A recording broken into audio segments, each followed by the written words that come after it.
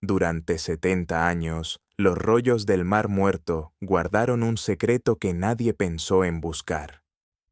La pregunta que todos se hacían era siempre la misma. ¿Qué dicen estos textos? Generación tras generación de eruditos estaban convencidos de que era la única pregunta que valía la pena formular. Nadie se detuvo a plantear la otra. ¿De qué están hechos? Entonces, en un laboratorio de la Universidad de Tel Aviv, un biólogo molecular llamado Odid Rachavi extrajo material genético antiguo del polvo recogido de un solo fragmento, analizó la secuencia y se quedó paralizado. El animal cuya piel se había convertido en ese trozo de pergamino no podía haber estado vivo en ningún lugar cercano a la cueva donde fue descubierto. Ni por una temporada, ni por un solo día. Y ese único resultado imposible estaba a punto de desmoronar todo lo que los académicos creían entender sobre los manuscritos más famosos de la Tierra. Esta es una muestra de uno de los rollos principales. Tenemos 5 de ellos, notablemente bien conservados si se tiene en cuenta que provienen de una cueva. Para comprender por qué ese resultado importaba tanto, hay que remontarse al principio de todo, a una ladera sobre el Mar Muerto y a un pastor que no tenía idea de que estaba a punto de cambiar la historia. Una piedra lanzada hacia la oscuridad.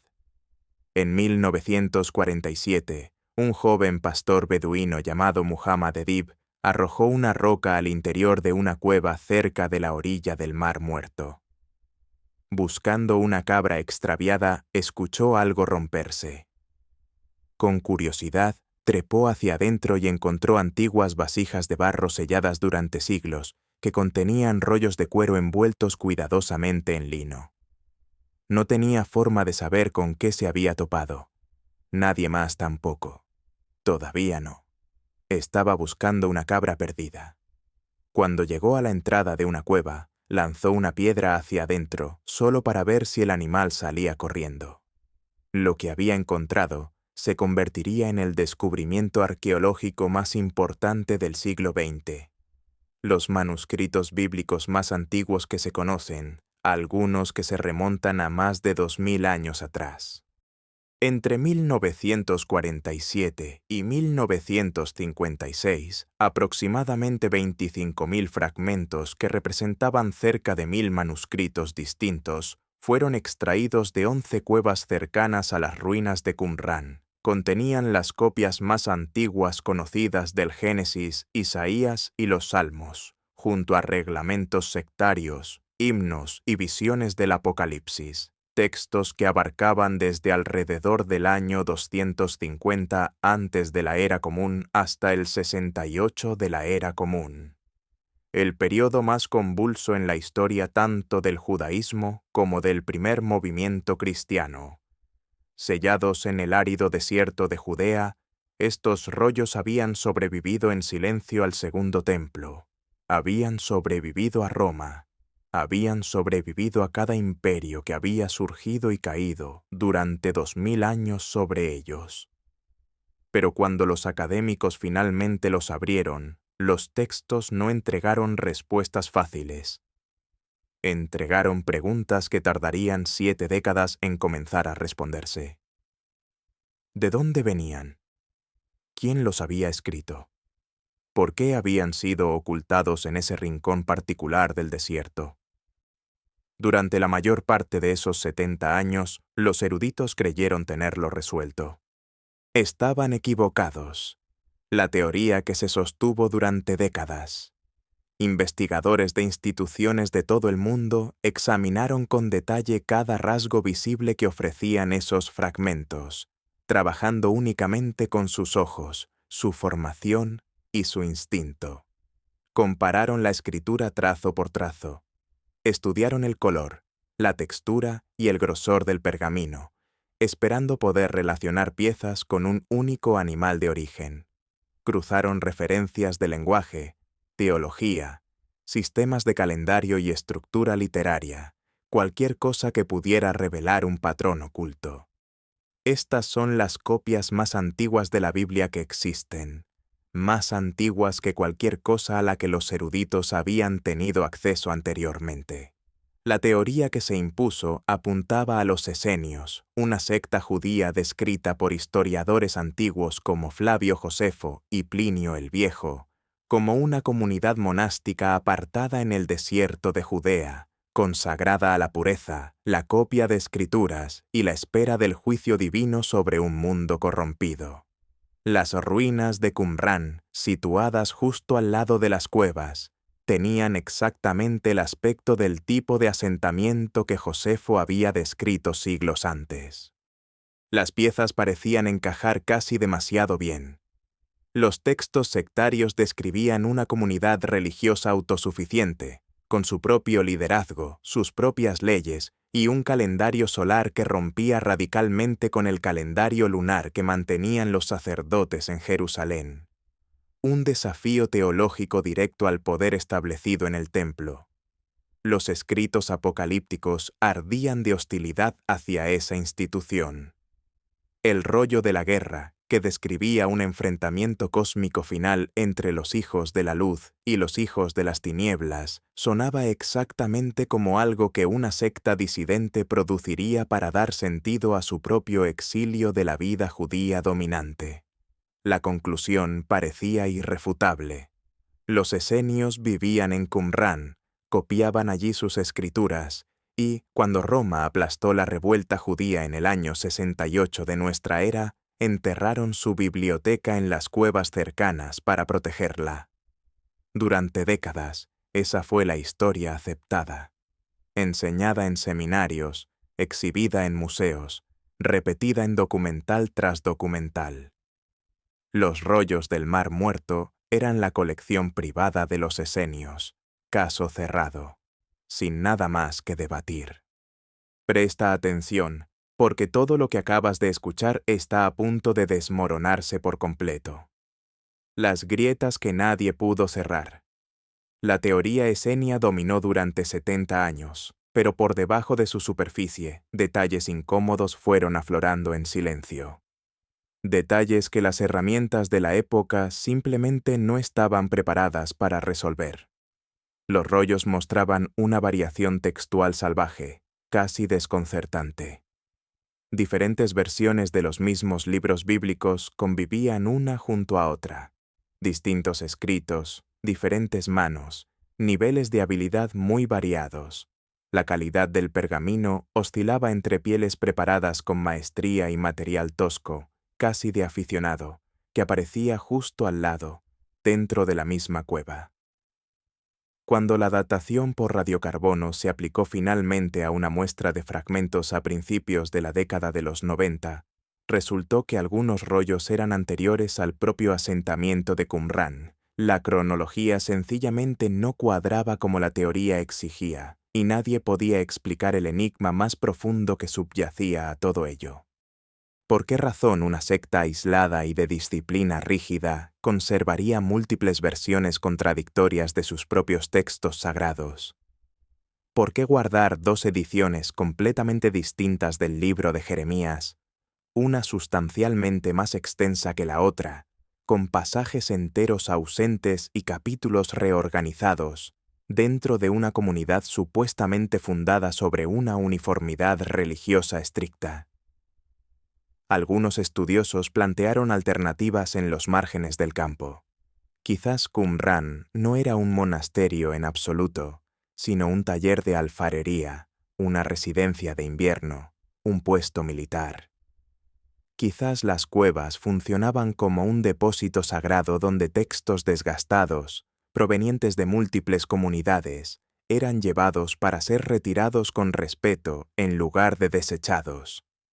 Estas ideas existían, pero ninguna contaba con la evidencia sólida necesaria para destronar un paradigma que había perdurado durante generaciones. Entonces llegó algo desde una dirección que nadie en el campo esperaba. No era arqueólogo ni teólogo, era genetista, y llegó durante un almuerzo, el almuerzo que lo cambió todo.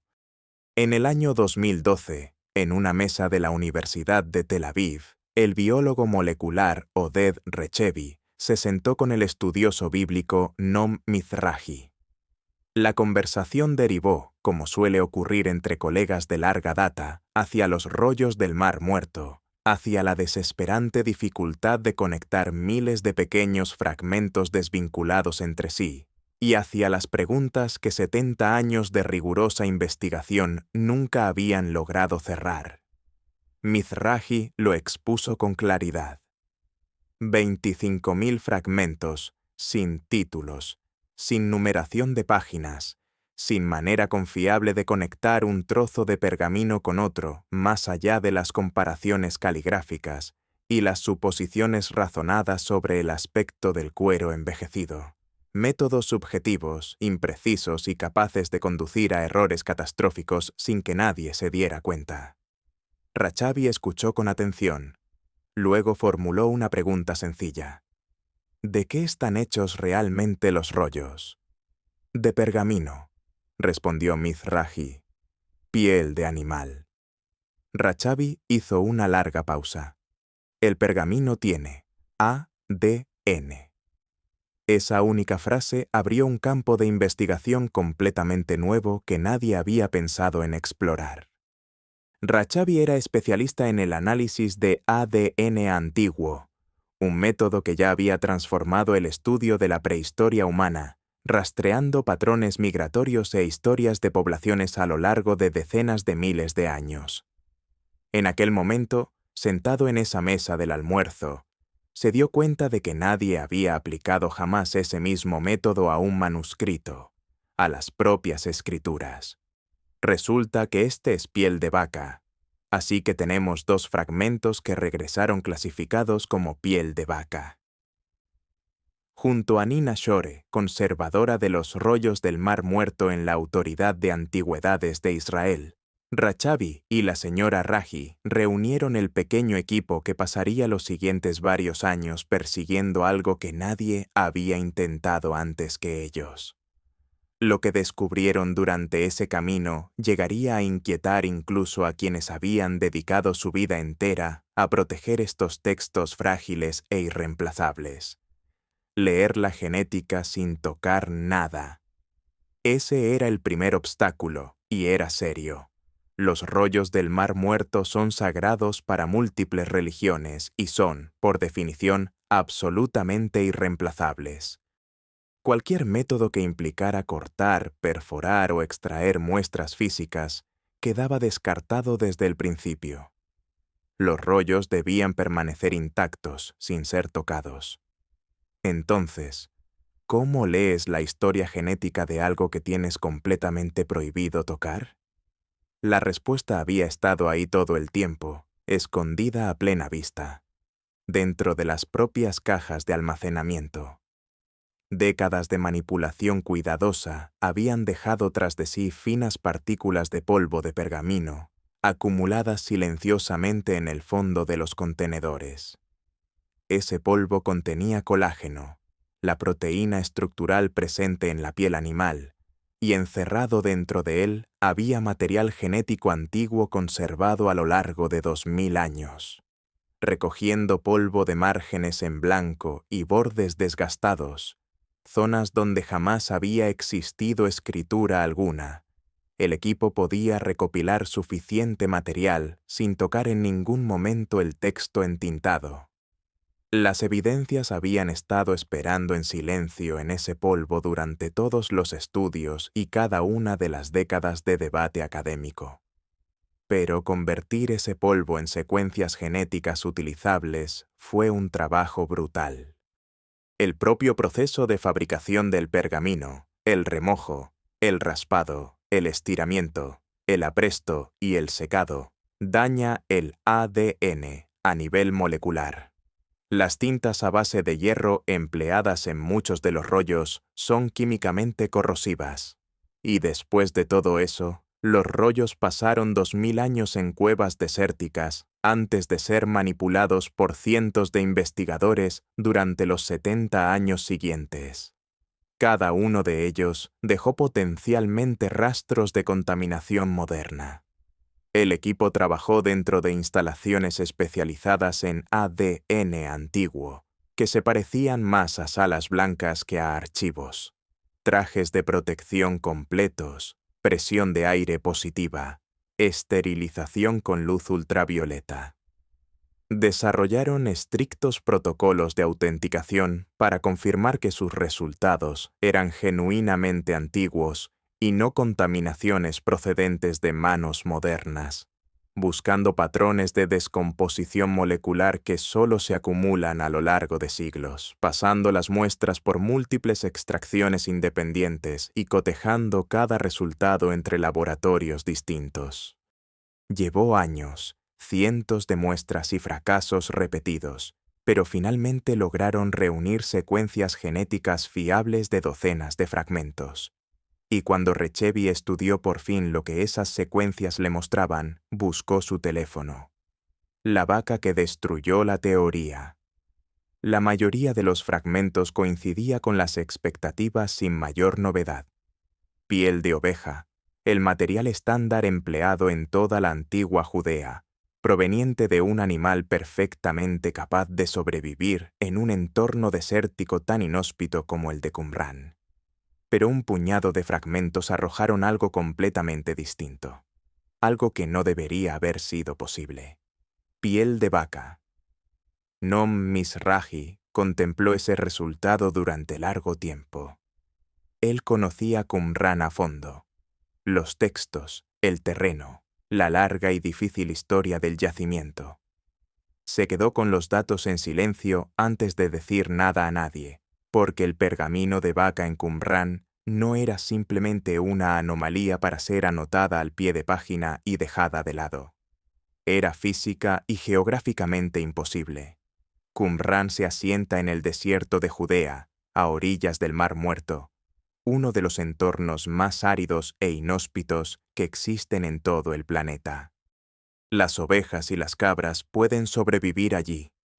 Están diseñadas para tierras áridas, para sobrevivir con poca agua, para alimentarse de una vegetación escasa y dura que mataría de hambre a cualquier otro ganado.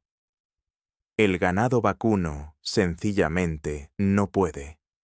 Una sola vaca necesita decenas de litros de agua al día y amplias praderas para sobrevivir, y no digamos ya para prosperar. No existía ninguna versión de una comunidad asentada en Qumrán que pudiera haber criado vacas en sus alrededores. El pergamino de vaca simplemente no podía haberse producido en ese desierto. Punto y final. Lo cual significaba que cualquier rollo escrito sobre piel de vaca había tenido su origen en otro lugar completamente distinto. En algún sitio con agua de verdad y pastos de verdad. La teoría no estaba ligeramente equivocada. Estaba mal. Equivocada de una manera que una sola vaca hacía completamente innegable.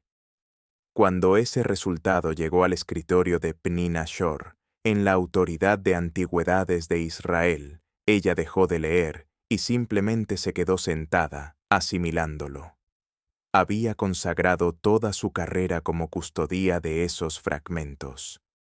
Conocía el polvo de aquellas cajas de almacenamiento mejor de lo que la mayoría de la gente conoce las habitaciones de su propia casa.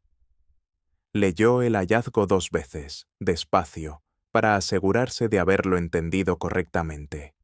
Más tarde diría que fue como si el suelo se hubiera inclinado bajo sus pies, que aquello no era únicamente un desafío a la teoría de los esenios, sino a todo el marco conceptual que los estudiosos habían construido para entender qué eran realmente los rollos del Mar Muerto.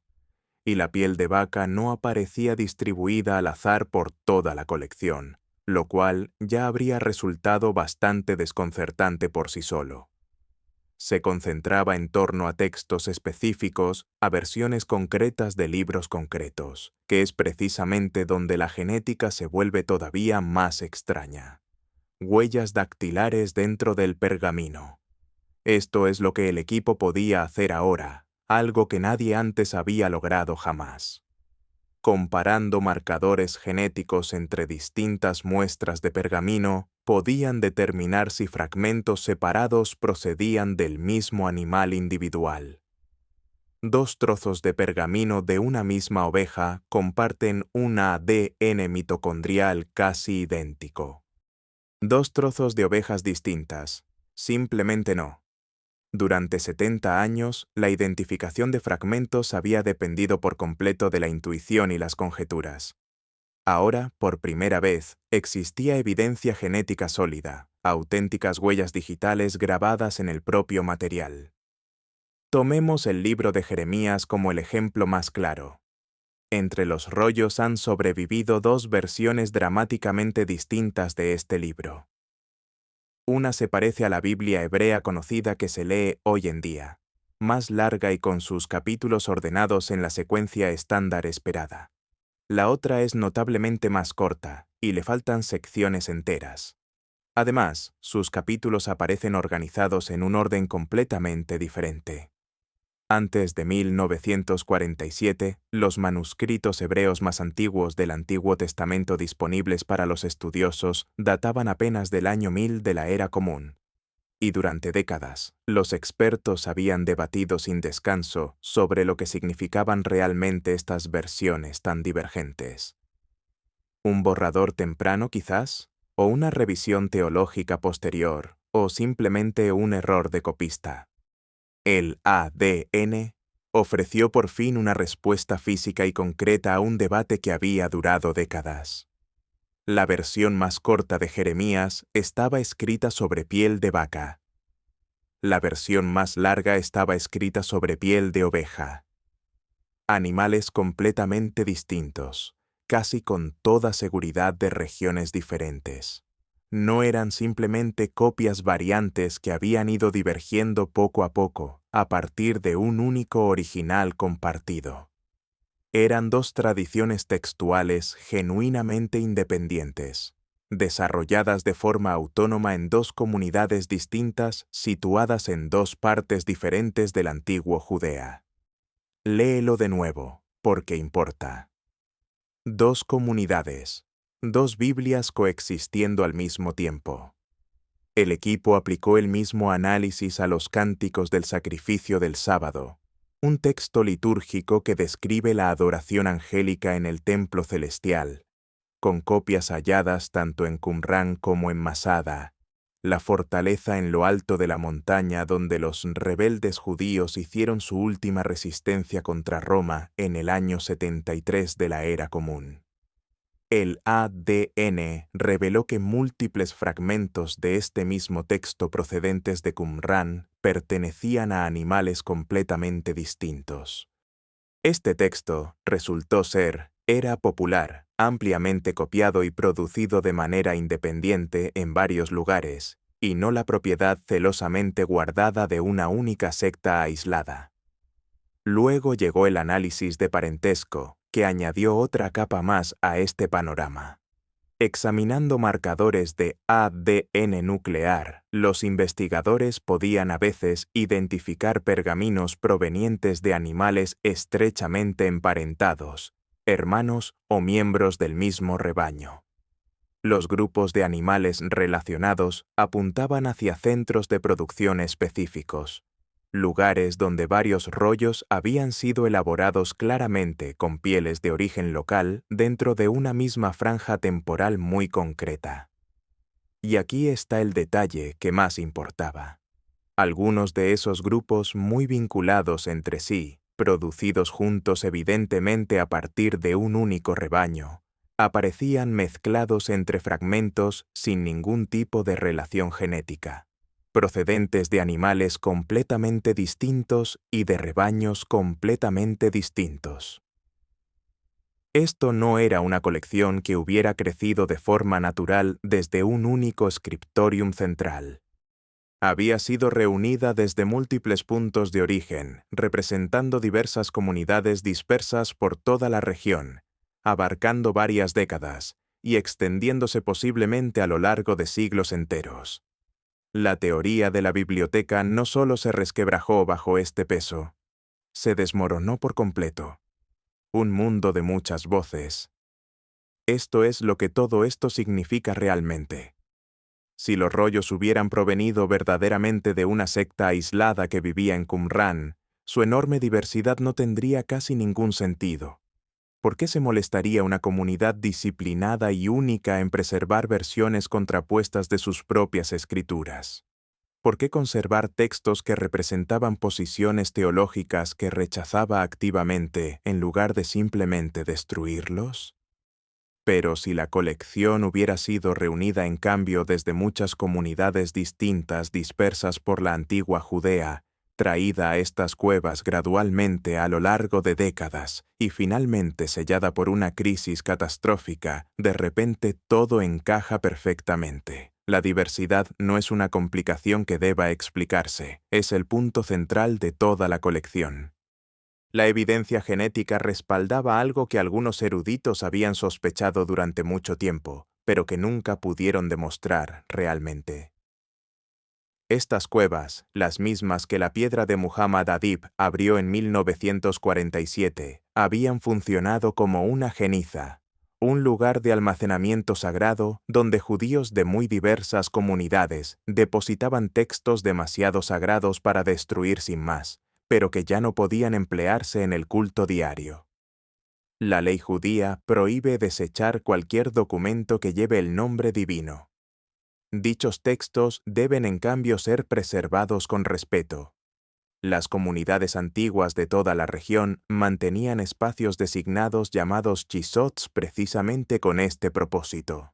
Ahora imagina la geografía del entorno. Jerusalén se encuentra apenas a 20 kilómetros de Qumrán, una distancia manejable según los estándares de la antigüedad.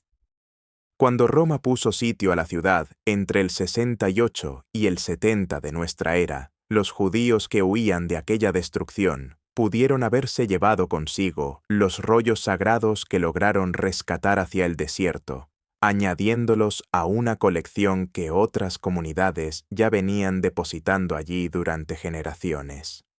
Rollos familiares, rollos de sinagogas, fragmentos de un mundo entero rescatados mientras todo lo conocido se derrumbaba a su alrededor. Estas cuevas, por tanto, no eran el archivo privado de una orden monástica que vivía apartada del mundo. Eran una biblioteca sagrada compartida que pertenecía al conjunto del antiguo Israel. Y los fragmentos de piel de vaca demostraron algo aún más específico sobre cómo se fue conformando esa biblioteca, que los textos viajaban físicamente entre regiones distantes, transportados desde tierras más húmedas y fértiles del norte o del oeste hasta el corazón mismo del desierto de Judea. No era una comunidad cerrada y ensimismada custodiando su propia verdad privada. Era una red viva y activa de comunidades judías que intercambiaban textos, ideas y práctica religiosa a lo largo de verdaderas distancias geográficas. Lo que eso implica para los orígenes del cristianismo es genuinamente significativo. El mundo en el que nació Jesús no era uno de acuerdo teológico tranquilo y establecido. Era un paisaje de debate religioso vigoroso y geográficamente disperso, con múltiples comunidades convencidas cada una de ellas de poseer la tradición auténtica. Los rollos del Mar Muerto no representaban la postura de una sola facción dentro de ese debate más amplio. Capturaban toda la discusión con todos sus contradictorios y desordenados detalles. Una Biblia que todavía estaba siendo escrita. Para los estudiosos de las Escrituras, las implicaciones van incluso más profundo que eso. No existía un único texto universalmente aceptado del libro de Jeremías flotando por encima de la controversia. Había múltiples versiones, más cortas y más largas y ordenadas de manera diferente, cada una considerada como la forma autorizada de las Escrituras por cualquier comunidad que se encargara de conservarla. El mismo patrón se repetía en el Génesis, en los Salmos, en los distintos libros proféticos. La canonización no era un proceso terminado que había sido entregado desde lo alto. Seguía activamente en marcha, seguía siendo disputada, seguía genuinamente sin resolverse. Y ahora el ADN había demostrado ese hecho de manera física, no simplemente teórica. Comunidades separadas en lugares distintos mantenían de forma independiente versiones diferentes de lo que cada una de ellas llamaba la Biblia. La tradición textual no estaba fija ni congelada en el tiempo. Estaba viva, evolucionando, y se veía significativamente distinta dependiendo exactamente del lugar desde donde uno se situara dentro de ella. El mundo en el que Jesús enseñó y en el que el primer movimiento cristiano tomó forma estaba impregnado precisamente de este tipo de diversidad. Escrituras en competencia, interpretaciones rivales de la ley, visiones enfrentadas sobre lo que Dios haría a continuación por su pueblo. Y la evidencia de todo ello había estado reposando silenciosamente, cubierta de polvo, en un estante de almacenamiento todo ese tiempo, esperando a que alguien formulara por fin la pregunta correcta, preguntas que nadie había podido hacer antes. La publicación en 2020 de esta investigación genética abrió un capítulo completamente nuevo en los estudios sobre los rollos del Mar Muerto, uno que todavía está siendo escrito. Lo que hizo posible preguntar por primera vez puede terminar importando incluso más que lo que logró resolver.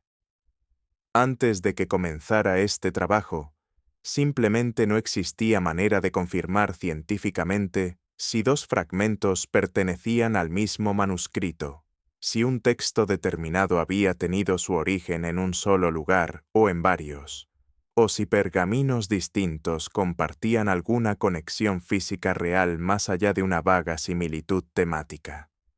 Ahora, por primera vez, la hay. ¿Pueden los investigadores identificar centros de producción específicos para textos individuales? ¿Pueden trazar toda la red geográfica de comunidades escribas judías que en su momento se extendió por toda la antigua Judea? ¿Pueden rastrear con detalle físico real cómo las tradiciones textuales se desplazaron de un lugar a otro a lo largo de décadas o incluso siglos? Los investigadores ya están persiguiendo estas preguntas, ampliando el análisis de ADN a un conjunto mucho mayor de fragmentos, combinando esos datos genéticos con imágenes multiespectrales capaces de recuperar escritura invisible a simple vista, y construyendo bases de datos de referencia de ADN animal antiguo extraído de todo el antiguo Oriente Próximo. El objetivo es un mapa geográfico lo suficientemente preciso como para que un solo fragmento pueda revelar aproximadamente dónde vivió en el mundo antiguo el animal cuya piel dio origen a su pergamino. En otras palabras, la tarea de leer los rollos del Mar Muerto no ha concluido. En muchos sentidos, apenas ahora está comenzando verdaderamente la historia. Escrita en la piel. Este avance genético representa algo considerablemente más grande que resolver un único debate arqueológico de alcance limitado. Durante 70 años, brillantes y dedicados eruditos examinaron estos textos con todas las herramientas a su disposición, descifrando escrituras antiguas, letra por letra, traduciendo dialectos difíciles y oscuros, reconstruyendo pacientemente páginas dañadas por 2000 años de tiempo y deterioro. Ese trabajo fue real, valioso y completamente insustituible, pero algunas preguntas permanecieron definitivamente fuera de alcance, sin importar con cuánto cuidado mirara nadie. El análisis de la escritura es inherentemente subjetivo. Comparar pergaminos a simple vista resulta impreciso. La crítica textual puede detectar patrones en la escritura, pero no siempre puede demostrar de forma definitiva si esos patrones surgieron de una sola comunidad o de muchas dispersas por toda una región. La biología molecular ofreció una vía de entrada genuinamente distinta, una que nadie había pensado en intentar antes de aquella conversación durante el almuerzo.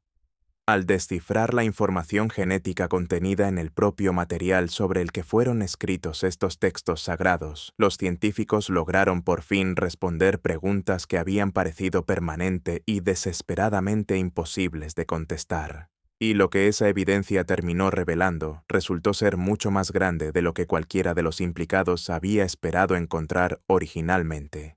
Los rollos del Mar Muerto, resulta ser, no son el manifiesto teológico de una secta radical escondida del Imperio Romano en el desierto. Son la literatura sagrada acumulada del antiguo Israel en su conjunto, reunida pieza a pieza a lo largo de generaciones, diversa, debatida, profunda y desordenadamente humana en sus contradicciones. Múltiples voces, múltiples comunidades, múltiples versiones de la Biblia, cada una transportada hasta una cueva en el desierto de Judea por alguien que veía desmoronarse a su alrededor todo el mundo que le era familiar. Hoy sabemos todo esto únicamente porque los científicos aprendieron a leer una historia que no estaba escrita en la tinta depositada sobre la superficie, sino en el ADN de los animales cuyas pieles llevaron esa tinta a salvo a través de 2000 años de casi total silencio. En 1947, la piedra de un pastor rompió una vasija de arcilla y permitió que un mundo antiguo volviera a hablar por primera vez en siglos. En 2020, un genetista secuenció ADN extraído silenciosamente del polvo de una caja de almacenamiento. El pastor abrió la puerta. El científico escuchó por fin lo que había estado esperando pacientemente detrás de ella. Si una sola conversación durante el almuerzo que reescribe calladamente la historia de las escrituras sagradas es el tipo de historia que te atrapa, suscríbete ahora y permanece cerca porque apenas estamos comenzando.